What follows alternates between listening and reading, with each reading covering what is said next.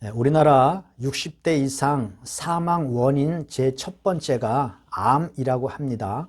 두 번째는 심장질환이고 세 번째가 중풍병이라고 합니다.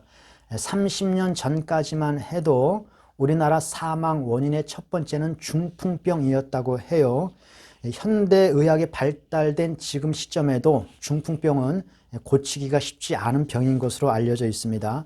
이 중풍병의 특징은 물론 본인도 힘들지만 이 중풍병은 자기를 가장 아끼는 사람, 자기를 가장 사랑하는 사람에게 같이 고통을 동반하게 되거든요. 그래서 그것이 몹시 힘듭니다.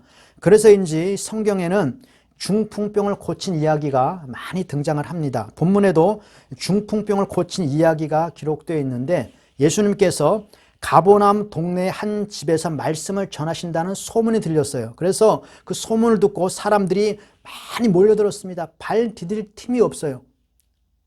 근데 그 장소에 4명이 중풍병자를 들고서 메고 그 예수님에게로 가는 것입니다. 그런데 사람이 너무 많아서 도저히 뚫고 들어갈 수가 없는 겁니다. 사람들한테 막혀서. 그 사람들도 다 가슴 절절한 사연들이 있어요. 자신들도 마음이 급하기 때문에 누구에게 양보해 줄 만한 여유가 없습니다. 그러니까 어쩔 수 없이 이 4명이 지붕으로 올라가서 지붕을 뚫고 그 중풍병자를 예수님에게 달아내린 것이죠.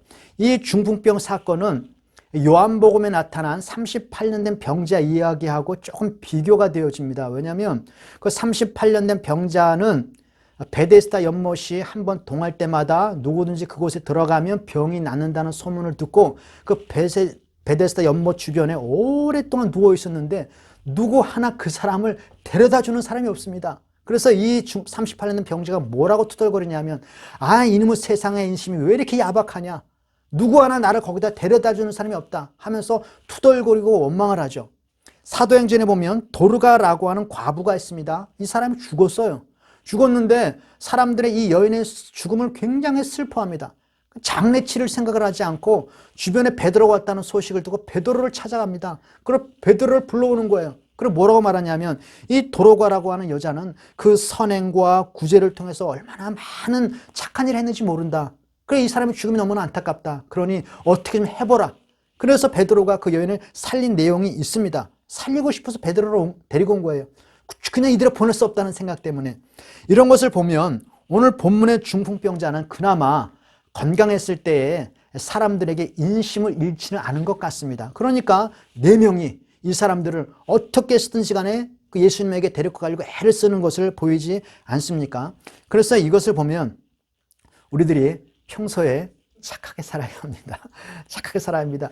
선을 베풀 힘이 있을 때 베풀기를 아끼지 말라라는 잠언의 말씀도 있고, 신약 성경에도 보면 될 수 있으면 너희는 모든 사람에게 평화롭게 살아서 원수 맺지 말라라는 말이 있거든요.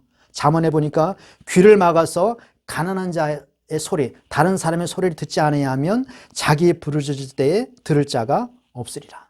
아무튼 인심을 잃지 않은 이 중풍병자가 4명의 손에 의해서 지금 예수님 앞에 내려놨는데 예수님께서 그 지붕을 뚫고 중풍병자를 달아내린 그 사람을 보고 이 뭐하는 시냐라고 책망하지 않고 그들의 믿음을 보셨다라고 말씀하시죠. 그리고 그 믿음을 보시고 기적을 베푸십니다. 이 사람들이 왜 이렇게까지 했을까요? 예수님께서 확실하게 이 사람을 고칠 수 있다라고 하는 확신이 있기 때문에 그렇습니다. 확실한 믿음이 있으니까 그 모든 방해를 뚫고 이러한 행동을 하는 것이지, 만약 반신반의했다면 도저히 이런 행동할 수 없죠.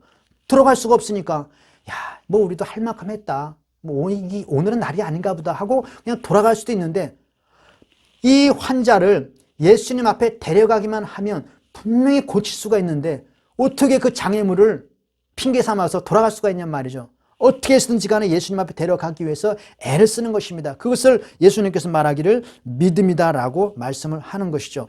도저히 포기할 수가 없는 겁니다.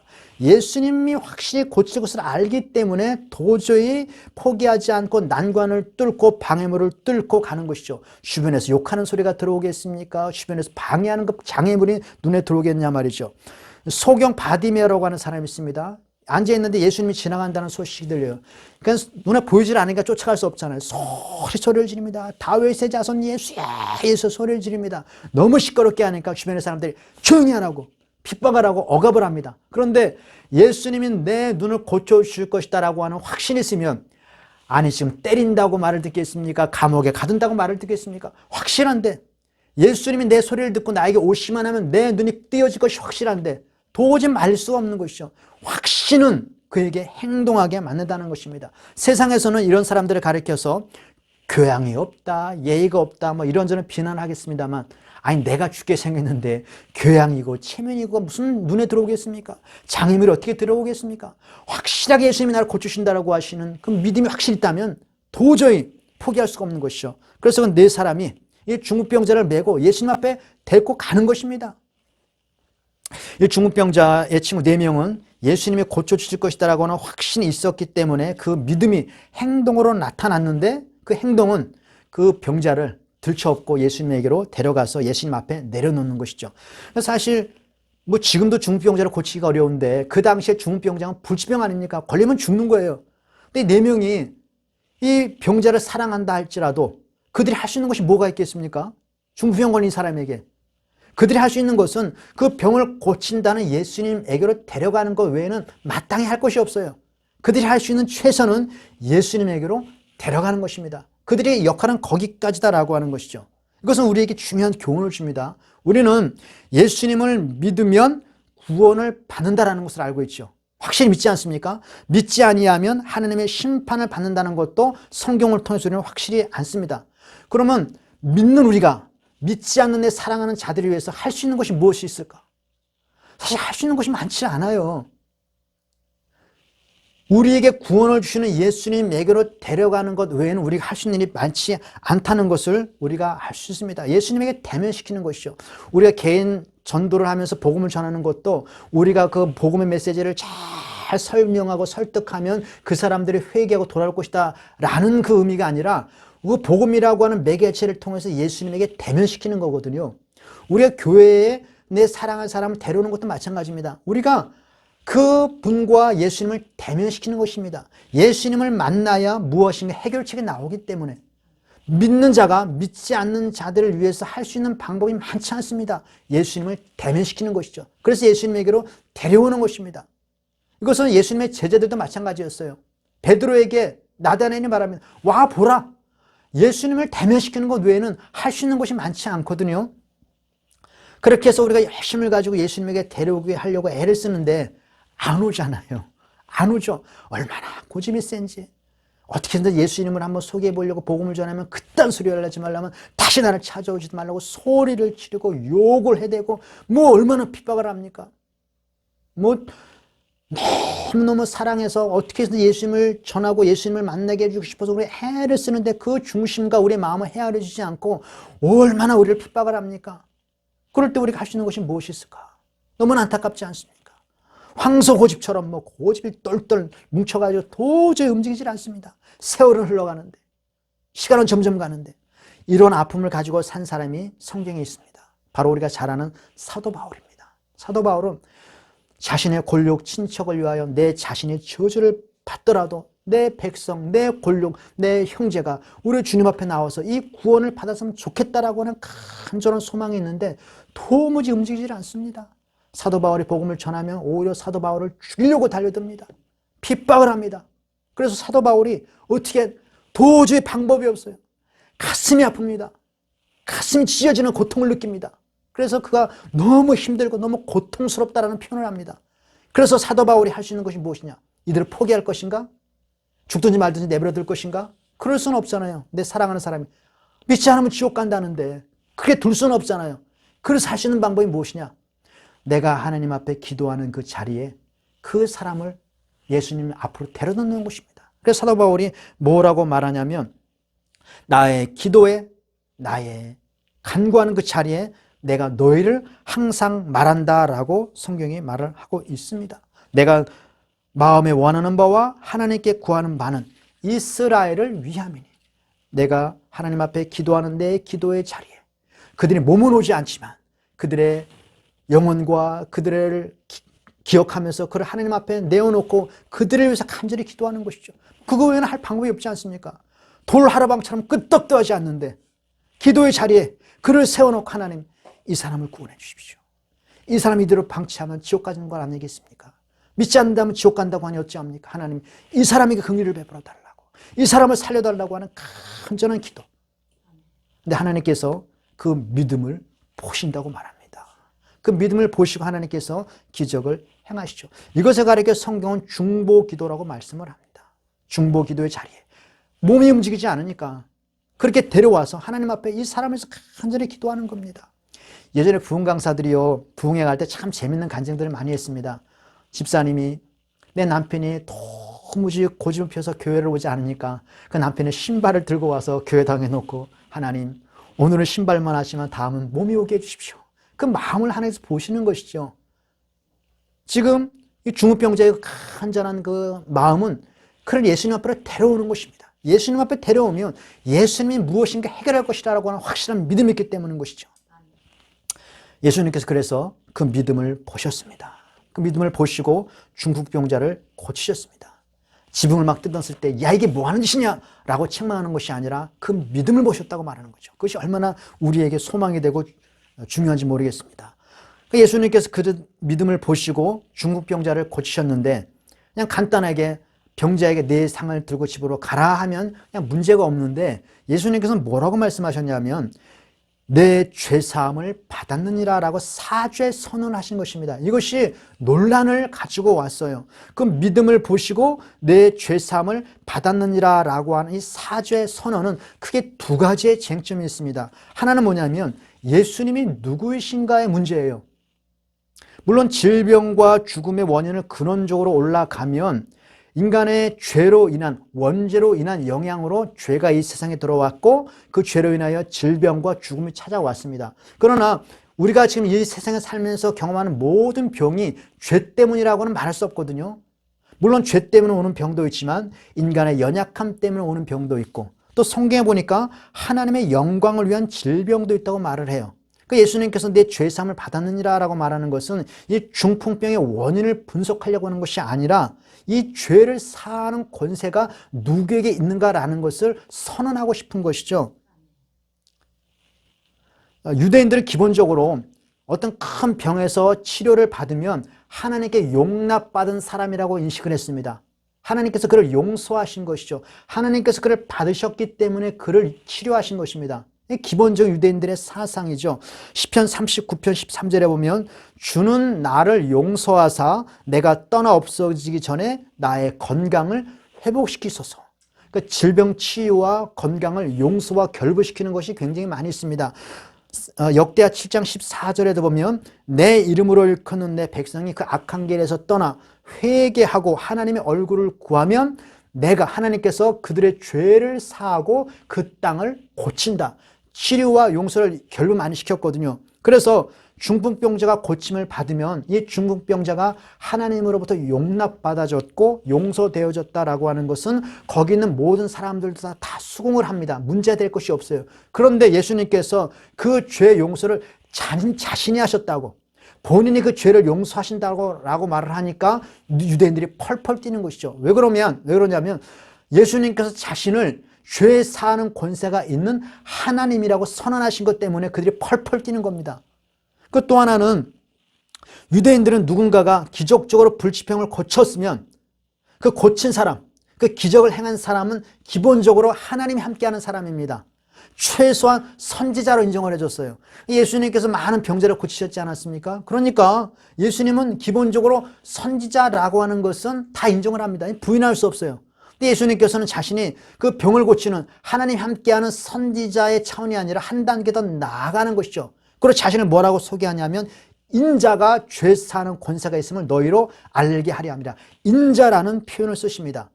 자신은 하나님의 아들이요 인자라는 표현을 쓰시고 그 인자가 이 세상에 오셔서 사역하는 것이 무엇이냐, 인자의 구체적인 사역이 무엇인가라는 것을 그들에게 말씀해 주고 싶은 겁니다. 이 인자라는 단어는 문자적으로 하면 사람의 아들이에요. 사람의 아들이지만 유대인들에게 있어서 인자라는 표현은 단순히 사람의 아들의 개념이 아니라 말세에 이 세상에 오셔서 이 세상을 구원할 일종의 메시아라고 하는 의미를 가지고 있거든요. 단순한 사람의 아들이라는 뜻이 아니라 인자라고 하면 그 인자가 오셔서 이 이스라엘 백성들을 회복시키시고 모든 민족을 굴복시키시며 이스라엘을 모든 민족의 뛰어난 왕국으로 세우셔서 그 이스라엘이 온 성을 통치하는, 그래서 그들이 생각하는 이스라엘의 회복, 하나님의 나라의 회복은 이스라엘이 온 성을 통치하시는데 그 핵심에 이 세상에 다시 오실 메시아 인자가 존재하는 것이죠. 우리 조선시대에 보면 정감록인가 하는 무슨 책에 정도령, 계룡산 밑에 어떤 정도령이 나타나서 이 세상을 구원할 것이다 라고 하는 그런 그 전설이 있습니다. 그래서 사이비 종교들 보면 자신이 정도령이다라고 주장하는 사람도 있거든요. 이 정도령이라고 하는 그 뜻이 정시성을 가진 어떤 도련님을 뜻하는 것이 아니라 세상을 구원할 어떤 그 특별한 인물을 뜻하지 않습니까? 인자라는 개념도 이스라엘에게서 그렇다는 거예요. 이 세상을 구원하실 메시아로서의 어떤 의미가 그 인자라는 말인데 본인이 바로 그 인자라는 것입니다. 그 인자가 그리고 세상에 오셔서 무슨 일을 하는가? 세상을 정복하고 이스라엘의 세계 모든 민족을 나라로 세우는 것이 아니라 인자가 오셔서 이 세상을 회복하고 하나님의 나라를 회복하는 첫 출발은 죄를 사는 것에서 시작한다라고 그들에게 말씀해 주고 있는 것이죠. 인자가 오셔서 하는 가장 중요한 일은 모든 인류의 죄를 사해 주시는 일, 죄의 권세에서 인간을 구원하시는 그 일을 위해서 내가 이 세상에 존재하고 내가 이 세상에 왔다라고 말씀을 하는 것이죠. 이것은 뭐 예수님께서 이 땅에 오실 때 이미 예언을 통해서 말씀하신 거거든요. 마태복음 1장에 보니까 아들을 낳으리니 그 이름을 예수라 하라. 이는 그가 자기 백성을 그들의 죄에서 구원할 자이심이라. 그것이 바로 인자의 역할입니다. 하나님의 아들 메시아의 역할입니다. 마태복음 20장 28절에 인자가 온 것은, 본인을 인자로 표현하지 않았습니까? 인자가 온 것은 섬김을 받으려 함이 아니라 섬기려 하고 자기 목숨을 많은 사람의 대속물, 이 대속물이라고 하는 것은 죄를 사해 주시기 위한 속죄 제물이거든요. 내 자신이 그 속죄 제물로 이 세상에 왔다라고 말씀하는 것입니다. 그것을 지금 이 이스라엘 백성들에게, 거기 있는 사람들에게 확실히 알려주기 위해서 이런 기적을 행하셨다라고 말씀해 주는 것이죠. 그 첫 번째 쟁점이고, 두 번째 쟁점은 이것이 굉장히 조금 여러 가지로 좀 많은 문제를 일으키고 많은 사람 해석이 분분한 이유이기도 한데, 나의 믿음을 보시고 다른 사람의 병을 고쳐주시는 이런 성경에 종종 등장을 합니다. 수로보니게 여인도 그랬고 백부장의 하인도 그랬습니다. 그래서 내가 큰 믿음을 가지고 이 내 사랑하는 딸의 병을 고칠 줄 믿습니다 하면 예수님께서 내 믿음대로 될지어다 하고 그 딸의 병이 고침을 받았습니다. 그런 얘기는 종종 있어요. 그런데 나의 믿음을 보시고 다른 사람의 죄를 용서해 주신다? 이런 사례는 성경에 없거든요. 이것 때문에 논쟁이 많이 되죠. 다른 사람의 죄를 용서해 달라고 기도할 수 있지만 그 사람의 죄를 용서함을 받기 위해서는 그 사람 본인 스스로가 하나님 앞에 자신의 죄를 인정하고 자신의 죄에 대한 고백이 있어야만 하나님께서 그 사람의 죄를 용서해 주시는 것이, 내가 이 사람의 죄를 용서해 달라고 하는 나의 믿음 때문에 내 자녀의 죄가 용서받거나 내 부모의 죄가 용서받는 경우는 없단 말이에요. 그런데 오늘 성경에 보니까 그 믿음을 보시고 중풍병자를 들고 온 그들의 믿음을 보시고 중풍병자에게 내 죄상을 받았느니라 라고 하니까 이것이 좀 논쟁이 되는 것이죠. 참 곤혹스러운 문제가 된 겁니다. 그래서 이 문제를 어떻게 할까? 전통적인 해석은 이렇게 해결을 했습니다. 예수님께서 그들의 믿음을 보셨다라고 하는데 그들은 중풍병자를 들 것에 메고 온 4사람뿐만 아니라 중풍병자를 포함한 5사람, 그 5사람의 믿음을 보시고 중풍병자에게 내 죄상을 받았느니라 라고 하면 뭐 문제가 없잖아요. 그런데 많은 성경학자들은 문맥상 아무리 봐도 그들은 그 중풍병자를 메고 온 그 4명을 지칭하는 것이지 중풍병자가 거기 포함됐다라고 하는 근거가 없다라고 하는 것 때문에 논쟁이 되는 것이거든요. 이 문제를 해결하기 위해서는 성경을 근거로 해서 우리가 합리적인 추론을 할 수밖에 없습니다. 이 이야기는 공간복음서 모두에 등장하는 얘기인데, 예수님께서 서기관들과 논쟁을 하실 때에 예수님께서 그 속으로 생각하는 것을 중심에 아셨다라고 말합니다. 그 서기관들이 속으로 생각하고, 참나마도다. 이거 누구의 죄를 사한다는 말을 함부로 하느냐. 이거 신성모독 아니야 라고 속으로 생각하는 것을 예수님께서 중심에 하시고 너희가 어찌하여 참담하다라고 하느냐라고 하는 그 논쟁을 했거든요. 예수님께서 그들의 중심을 아신 거예요. 그들의 속으로 생각하는 것을 아신 겁니다. 그런데 이것은 공간복음서에 다 기록됐다고 말했는데 마태복음에서는 내 죄사함을 받았느니라 라고 하는 그 말에 한마디가 더 추가되어 있습니다. 마태복음에서는 거기선 뭐라고 기록되어 있냐면 우리가 그 서기관들의 마음속의 생각을 아시고 예수님께서 논쟁을 하신 것을 염두에 두고 지금 마태복음의 기록을 보면 마태복음에서는 이렇게 기록되어 있습니다. 소자야, 이건 소자는 중풍병자를 말합니다. 소자야 안심하라, 내 죄사함을 받았느니라. 안심하라 라는 말이 한마디가 더 추가되어 있습니다. 이 안심하라 라고 하는 말을 보면 이 비록 중풍병자니까 말도 못하고 행동도 못하지만 뭔가 마음은 있을 거 아니에요. 그 마음에 뭔가 동요가 일어났다는 것을 암시해 줄 수 있습니다. 그러니까 안심하라 라고 말씀하는 거 아니겠습니까? 그 안심하라 라는 말씀에 보면 이 중풍병자에게 뭔가 마음속에 요동하는 무엇인가 있었다라는 것을 우리가 생각할 수가 있다라고 하는 거죠. 이 비슷한 사례가 요한복음에도 있습니다. 요한복음 8장에 보면 현장에서 가늠하다가 잡혀온 여인이 있어요. 그래서 여자를 고발하는 자들이 지금 다 도망갑니다. 죄 없는 자가 이 여자를 돌로 치라 했더니 다 도망갔습니다. 근데 여자는 도망가지 않고 예수님 앞에 단둘이 서 있습니다. 예수님께서 그 여자에게 내가 너를 정죄하지 않으니 다시 죄를 범치 말라라고 용서해 주셨습니다. 사죄의 선언을 하십니다. 이 여자가 뭐 죄를 고백하거나 자신의 죄를 뭐 회개하는 거 아무것도 없습니다. 예수님 앞에 그냥 가만히 서 있기만 하는 겁니다. 그런데 예수님께서 그의 사죄 선언을 했거든요. 무엇인가 행동하거나 말한 것이 없는데 여기서 우리가 어떻게 받아들여야 될 것인가? 이 현장에 가늠하다 잡힌 여인은 현장에다 걸렸기 때문에 핑계할 수가 없습니다. 빼도 박도 못해요. 그냥 마땅히 죽어야 되는 죄인입니다. 죽어야 하기 때문에 도망도 가지 않는 거예요. 아니 죽어야 할 죄인이 무슨 변명의 여지가 있습니까? 무슨 염치가 있습니까? 예수님이 죽으라 그러면 죽는 거고 가라 그러면 가는 거고 앉으라 그러면 앉는 거고 예수님의 처분만 기다리고 있는 것이죠. 자신이 죄를 뭐 염치가 없으니까 마땅히 죽어야 될 죄인이라는 것을 알고 있으니까 이것을 성경에서 시편에서는 어떻게 그 마음의 상태를 표현하고 있냐면 이렇게 말하고 있습니다. 상하고 통회하는 마음. 시편 51편에 보니까 하나님이 구하시는 제사는 상한 심령이라. 주께서 상하고 통회하는 마음을 멸시치 아니하시랴. 비록 구구절절히 말은 하지 않았지만 그 마음의 상태를 보신 것이죠. 나 같은 죄인이 무슨 변명할 여지가 있습니까? 마땅히 죽어야 합니다 라고 하는 그 상하고 통회하는 마음을 주께서 멸시치 아니하시고 그 마음을 헤아리시는 것이죠.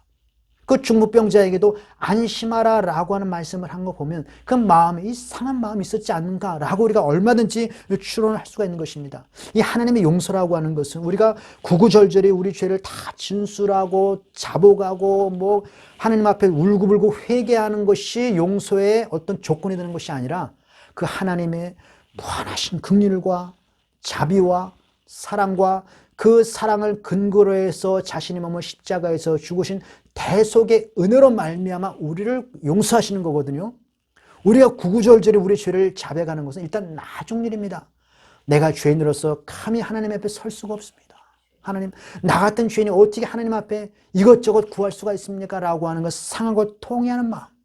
우리 마음에 아주 간절한 신음조차 헤아리시는 그 하나님의 무궁한 긍휼과 자비와 사랑이 근거가 되어서 우리를 용서하시는 것을 우리가 알 수 있다는 것이죠.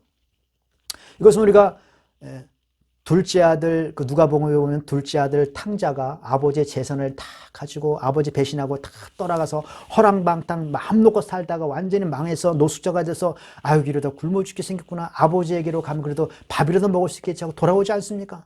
근데 아버지가 길에서 기다리고 있어요.